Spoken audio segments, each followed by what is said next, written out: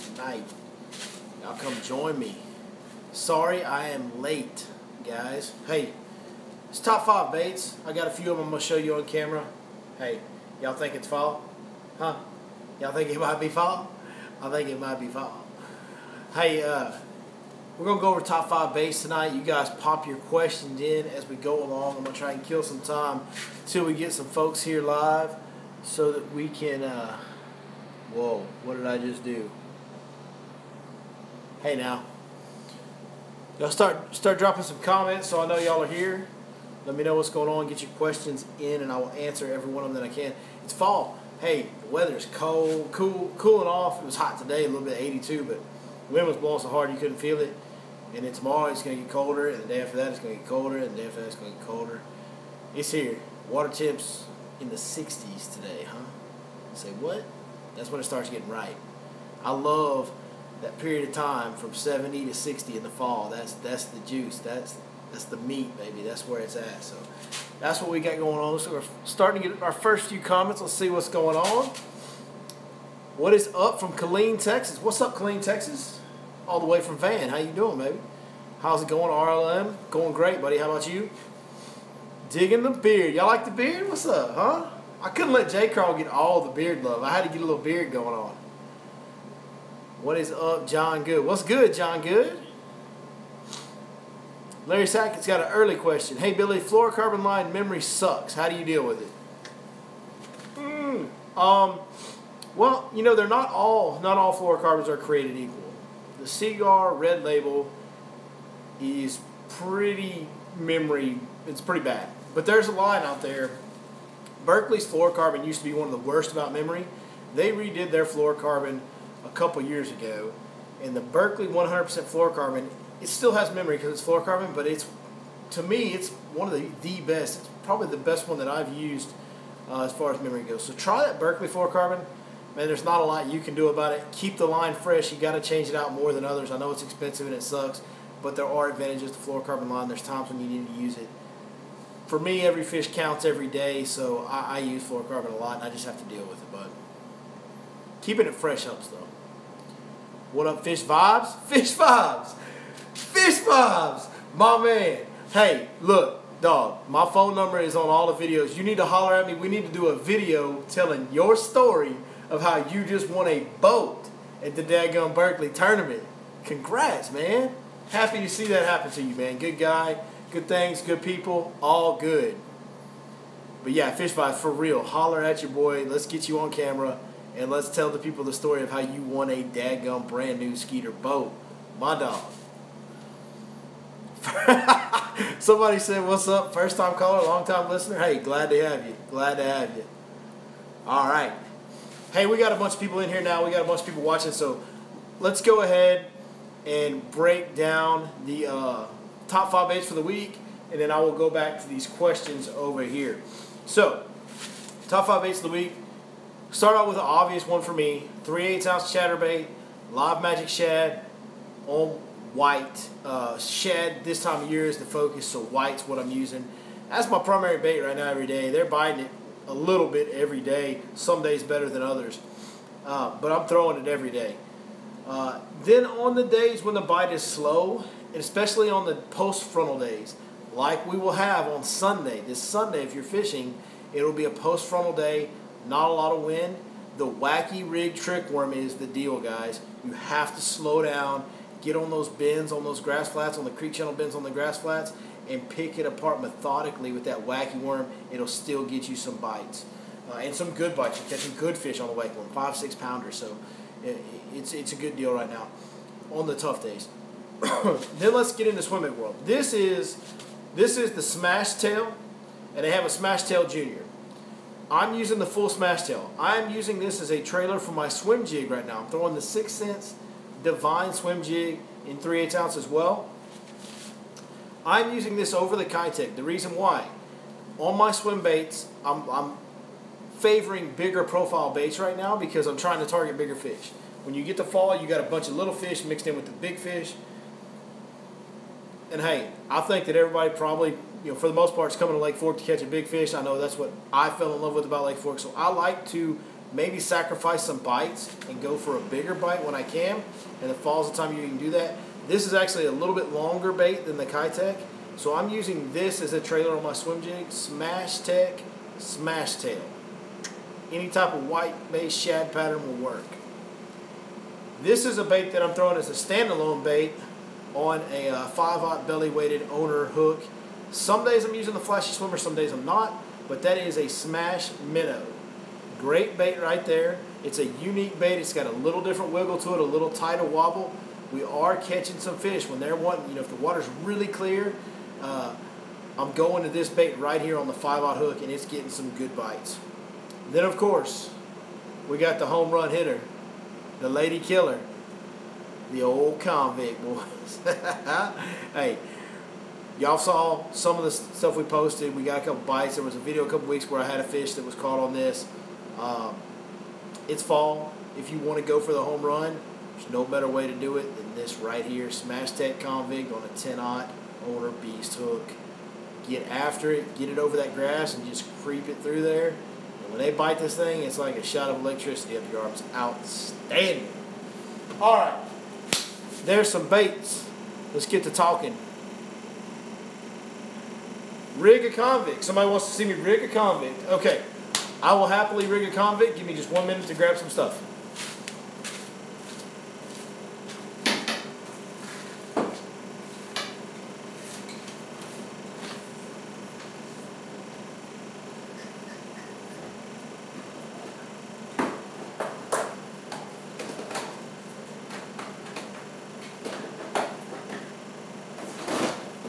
Hang on, guys, I'm coming.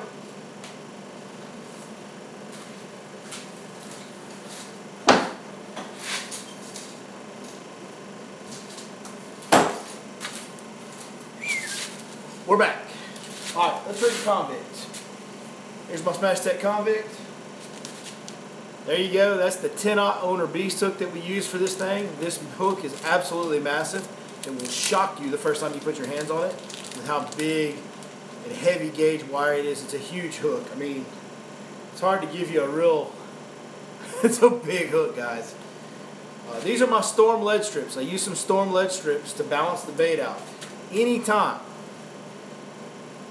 There's other swim bait makers that will tell you their bait runs true without lead strips. It might.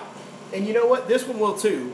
If you're so precise and you rig the hook exactly perfectly dead center in the middle, it'll run true. Just like all other big baits will if you rig it dead center in the middle. But the deal is with the big baits, when you have a lot of plastic, the bait wants to roll on you because of all that plastic and no weight. So when you rig them weightless, they all have a tendency to roll if you don't have them rigged just exactly straight.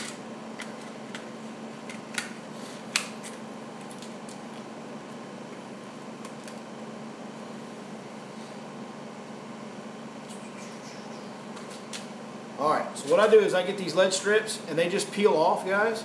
And you just kind of, like a sticker basically. A lead sticker is what they are. And I'm going to take 3 of them. And I'm going to wrap those around the hook. Y'all keep the questions coming. I'm going to answer as many as I can. I see some of y'all putting them in. I appreciate that. So we're going to wrap it. You want to make sure you wrap it really tight so that it doesn't, so that the lead doesn't slide back and forth on your hook shank. And we're going to take and get 2 more strips. See, after you've done it a bunch, you can just grab 3 at a time and wrap them all together at once if you're really good at it. So we got 2 at a time going here. Go ahead and wrap them. Make sure they're good and tight and straight. Everything lined up just so. Now, there's 3 lead strips on a hook. Nice and tight. They won't go anywhere, right? They're stuck right there. So the deal with that is that's not enough weight to affect the fall rate of the bait, but it's just enough weight that if you're like me and you got shaky hands, you can rig that bait, and if it's not just exactly perfect in the middle, the bait will still run true. It won't roll on you. Now, this is a used bait here, but what I'm going to do is take, you can see the point of that nose right there. You want to get right in the dead center of that nose is where you want to be, and it's got a pin. That hook has a centering pin on it. Y'all see that pin? That pin's right in the middle. You want to stick that pin dead center of the nose and then just twist it on. So we'll get it all the way twisted on here for you guys. You want to make sure you get it in there good and deep. Guys, you can use Mend It to fix these baits, and you can catch a lot of fish per bait on it. But if you tear this nose plug, if this nose plug tears out, the bait is done. You can't fix it. So you want to make sure you get that hook in there nice and deep, all the way in there, so it has a really good bite on the plastic in there and doesn't tear as easily. Now, I'm going to take this bait right here, and I'm going to line it up. I'm going to see where the hook measures to. I'm going to line it. I'm going to mark that spot. Now I'm going to fold that bait and try to put that hook in right where my finger is. Okay? So once that's done, I'm going to take and bunch it back up a little bit. Now this isn't the best camera job, but then I'm going to Texpose it and skin hook it back in just like that. So that's in the skin. You don't have to do that. You can leave it rest right here, but with all the thick vegetation, I like to go ahead and skin hook it back in there in that Texpose style. Hey, and that's my bait right there. Rigged straight enough with those lead strips. That sucker will run true, and you got your daggone monster snagger right there.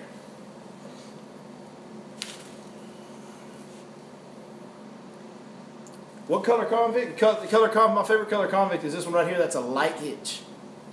Light hitch is my favorite color. Hey, while we're talking, guys, I'm going to go back up to the top of the questions and scroll through those. I want to remind you guys, we got a free seminar tomorrow night. Myself, Austin Fowler, and Mike McFarland, all giving seminar classes tomorrow night, about 30 minutes apiece, so about an hour and a half worth of absolutely free to you information. You can meet us, talk to us, interact, hit us with all your questions there as well. If you can be at the Lake Fork Tackle Store in Emory, Texas tomorrow night at 7 p.m., at 6 p.m. 6 p.m., Emory, Texas, Lake Fork Tackle Store, free seminar tomorrow night, 6 p.m. All right. Boy, y'all got it going on tonight. Y'all are hitting me up. Let's get as many of these knocked out as we can.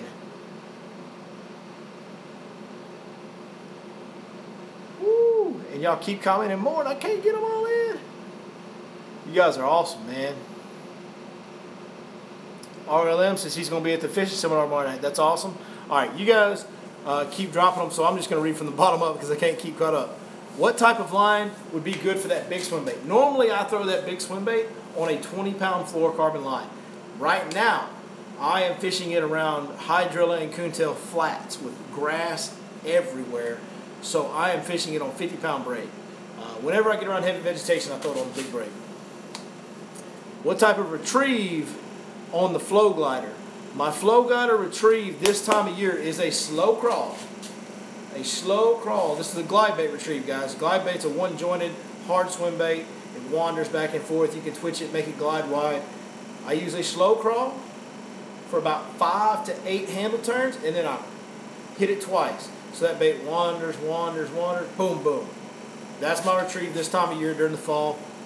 It's just about the only one I use. If they get really active and show me they're chasing big gizzards on the surface, then I'll work it faster, do a rip retrieve, do a lot more twitches, and really work the bait more. Typically, that's my normal retrieve. Why are alligators so ornery? Well, my mama say that alligators are so ornery because they got all them teeth and ain't got no toothbrush.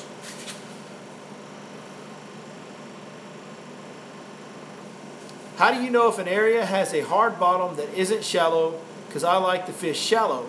If I can't touch my rod tip to the bottom, I struggle. Any tips on finding a hard bottom in a mid-range depth?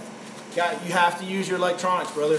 If you use your electronics, whatever the return that you get off the bottom, the first return, the hard return, the dense return will be brighter and bigger on a hard bottom. The harder the bottom, the brighter, harder return you get off of that bottom. So actually look at the line, the bottom of the lake. Look at the bottom, and the wider that line gets, the harder the bottom is. Hey, you guys ask questions, I answer them. Even if it's water boy questions, we'll knock it out. I mean, we all know about Vicky Valancourt and what she showed him.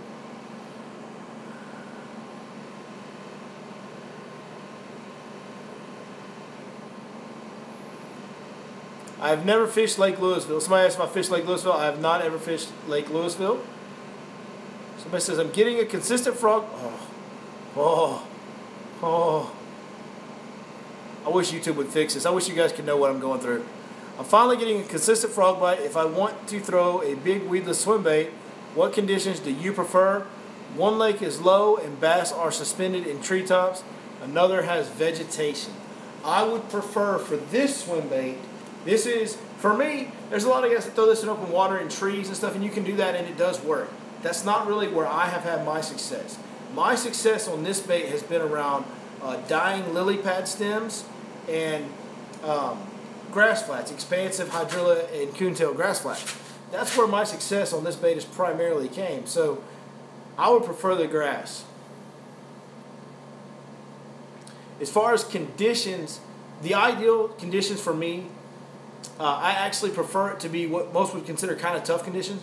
A fairly light wind. I don't want a real heavy wind. I want a fairly light wind, and I want sunshine. These big baits draw fish in from a big area, and the better they can see, semi-calm, bright sunny day, they can see further in the water, the more fish you will draw. The more fish you draw, the more bites you get. So I actually like kind of calm, really bright sunny conditions for the big baits. Now, there's been days where it's blowing and cloudy and we catch a fire out of them on them. But for me, day in, day out, typically the other conditions work better. Watching live from Table Rock area in Missouri. Hey, guess what? There is a Billy Lawson that lives on Table Rock. And he be my papa. He Billy Lawson Sr. Nice beard. We got some beard compliments kicking tonight. I'm loving it. Did I struggle last Saturday with all that wind? Because, man, only around... oh, y'all had the Berkeley. Man, I wasn't on Fork last Saturday. I stayed away from all you guys. But I know that week leading up to the Berkeley, we were catching them good. Next time I got Fork Resort, I'm going to get that big swim bait and watch this video. There you go. Appreciate it. All right, let's see if I can get back up here. Somebody says, watching from North Alabama on Lake Wheeler where there is no grass and no bass. Like to watch the channel to see some grass fish caught. Well, I'm sorry, brother. Sorry you ain't got no grass. What determines whether you throw the L7 or 50X square bill? Also, do you prefer the Crush or Cloud9 crankbaits? Well, the Crush and Cloud9 crankbaits are two different. I mean, they're completely different. I don't prefer one of those. They're different uses. The Cloud9 series is an oversized crankbait. It has a big body on all depth ranges. It's an oversized series of crankbaits. The Crush series is your more traditional, like a 6XD. The Crush 300 is like a 5 or 6XD, and the 500s, you know, like an 8 to 10XD. So they're two different things on that. Now, the L7 over the 50X. I love, excuse me, voice is cracking a little bit. I love the L7, okay, in cold water and tough conditions because the L7 actually has a tighter wiggle than a regular square bill. It also has a bigger profile. So if there's a deal where, like this year during the shad spawn, we had some really big threadfin shad that were spawning. Well, I was using the L7 because it's a bigger profile. The Crush 50X is still my, you know, everyday square bill. If I'm just wanting a normal square bill deal, that's my go-to on that. The L7 is more of a specialty bait when I need a tighter action or when I want to make, you know, show them a bigger profile bait.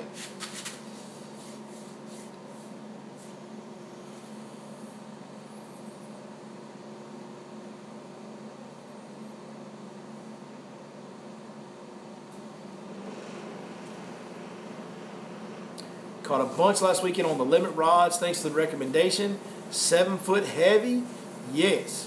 Get after them on the limit rods. They are good products. Hey, you guys know when I bring you something, man, hey, I'll tell you the truth. If it's a product I'm sponsored by, I tell you I'm sponsored by them. I tell you why I'm talking about them, but I always tell you the truth. If it's some other company's product that I'm using, I tell you the truth. You're always going to get honesty here, boys.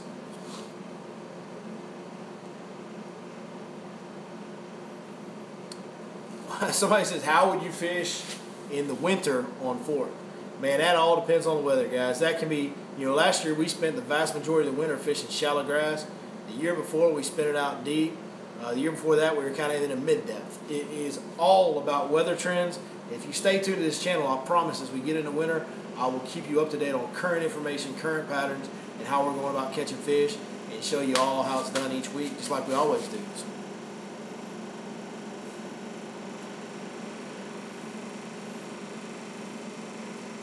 I know I got some questions up top that I'm missing, and I apologize for that. Every time, I really appreciate you guys commenting, but YouTube needs to fix this because every time you comment, it kicks my scroll down to the bottom, and then I'll lose your question. Everybody's digging the beard. I'm loving it.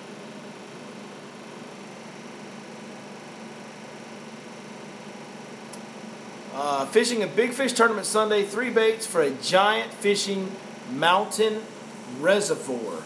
Mountain reservoir. Well, if it has big bait in it, then I would go with big baits. It's fall. Swim baits are the deal, man. I would go with swim baits of some size. Whatever the biggest bait they have in that lake that bass commonly eat, I would mimic that with a swim bait. Whether that be, a paddle tail like this, right? Big paddle tail, little paddle tail, or hold the phone.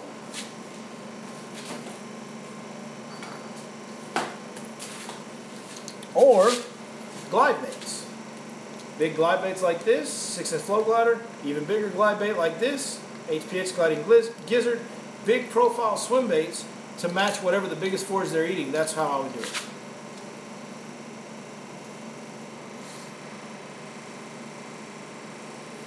Alright.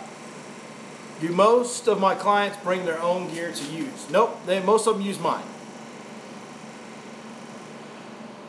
Somebody says, where do you fish on Fork? I fish in the water, dog.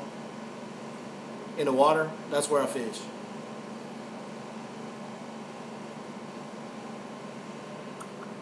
Is it okay to toss around a jerkbait in dirty water?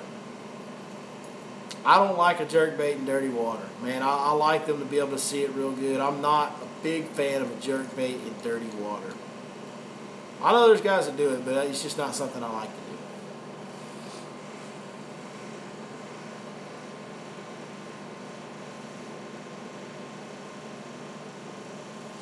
How do you know if an area... Oh, we already did that one.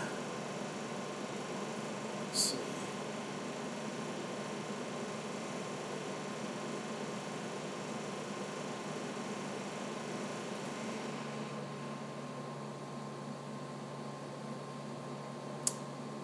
Somebody asked if I'm changing my trailer from a Live Magic Shad. I'm not changing. The Live Magic Shad is still my trailer on the chatterbait. I'm rocking that on the chatterbait all the time. On my swim jig, I went from the Kitech 4.8 to the Smash Tail because it has a little bigger profile. That's the one I changed. I went from Kitech 4.8 to this.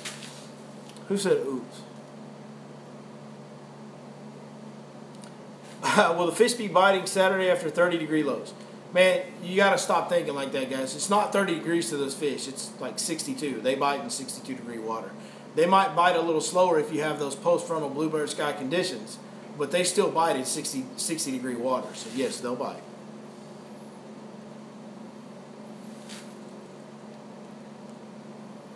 Yeah, so we've reached the time of year. Okay, so let me read this question. How do you decide how far up a creek arm to start? Well, it's all about seasonal patterns. If it's earlier in the fall, then I'll start at the mouth and start working my way in. But we've reached the time of the year now. When that water gets in the 60s, there will be fish in the backs of almost every creek arm. Like if it's a good creek arm, there's bait in there, there's some type of cover, it's one they migrate in, they will be in the backs right now. If you live in the northeast Texas area, they're in the backs of creeks. If you want to fish the backs of creeks, get back there, that's where they are.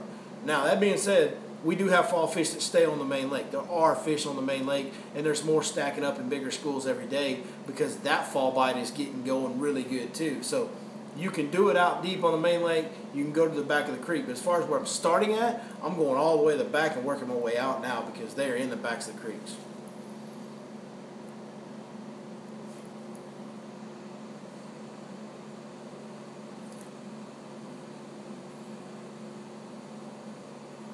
All right. I think we're starting to get...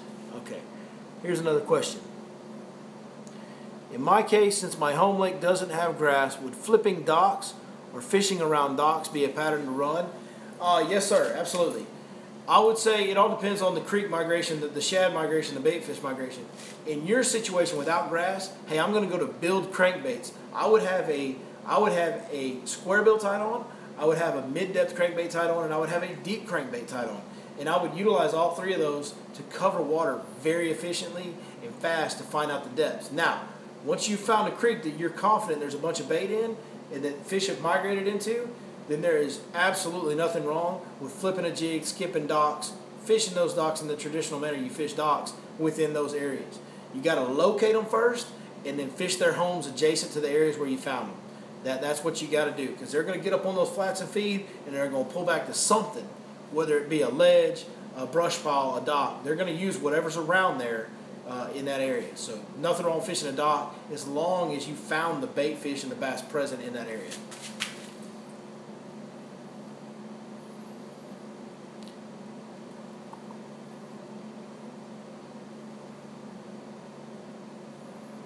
Local Lake has stained water with marina boat dock sitting in 25 to 30 feet of water. Tires around the area. Is this marina in the back of a creek where they would migrate into? Has there been a big population of shad and bass pull into the marina? Marinas are going to have some resident fish. And for me, when I'm fishing marinas in the fall, I really like crankbaits of different depths, and I like to throw spinnerbaits. Those fish will, especially in the fall when the water's cool, they will rise up and suspend up under, just right under in that shade of the docks and the marina itself, and they'll get right under those lips. So I actually like to take a spinnerbait, and I can kind of fire that spinnerbait in between the boat and the dock itself and run that bait right down the edge of those boat slips. You catch a lot of fish on spinnerbaits and crankbaits doing that this time of year. Whopper Plopper is not in my top 5. Honestly, guys, the only reason the Whopper Plopper is not in the top 5 is because it's fall and there's a lot of different ways to catch them. And I've really gotten into a swim bait, chatterbait, swim jig deal. But there's fish to be caught on the Whopper Plopper. Absolutely. We've been having a lot of bright days here lately, so I don't really like to throw it a lot when it's really sunny out, other than early in the morning. But we're catching fish. Like, we caught some fish today on a walking bait this morning. And there's some Whopper Plopper fish that were actually caught yesterday. So, was it yesterday? Anyway, recently there was some Whopper Plopper fish caught in my boat. So, there's fish being caught on those type of baits. It's just I'm really digging and throwing the swim baits, the swim jig, the chatterbait a lot. So those kind of took up most of my top 5.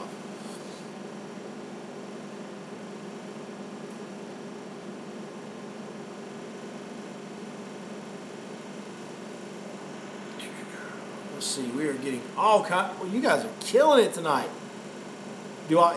Somebody asked, do I always start with moving baits in the morning, or are there some times where slowing down in the morning first thing is the way to go?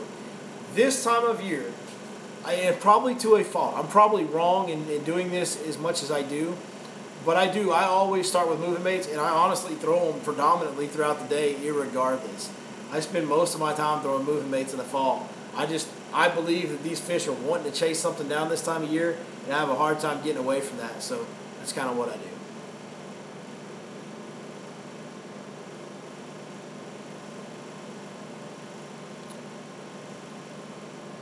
This is a good question. My home lake has very few, if any, feeder creeks, basically fed by a small river. Will the shad be up the river, or will they find an area to go on the main lake?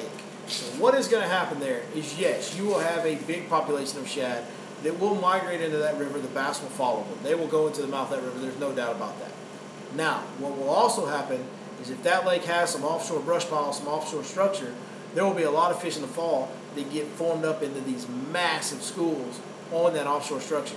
If they don't have that migratory option, they will gang up somewhere. And their next best option is going to be on main lake points, road beds, pond dams, humps of any kind with good cover, timber, brush, whatever it may be. So check that river bite, but hey, be looking for that offshore bite, because that could be your home run on that lake. That could be where the big schools of the big fish really get. All right, guys. Hey, that's our time tonight. We did a good long one tonight. You guys did phenomenal questions. Can't say thank you enough for everything you do. Watching the channel, following the channel, asking the questions. It just means the world to me. I'm very humbled to be able to talk to you guys each week about fishing. I love it. I never get tired of it. And I love all you guys for watching. So thanks so much. Hey, all I ask of you, continue to help us grow the channel. Tell all your friends, get them subscribed, get them following, and have them tell their friends, and just help us keep growing. So we're going to keep building the community, based around helping each other catch more fish and loving our fellow man, because y'all know what we say. Hey, that's what we do around here. And we're going to keep doing it irregardless of what else happens and what else anybody might think or say about it. That is what we're going to do. So, hey, other than that, we'll just see you guys next time right here on your Lake Fork Guide.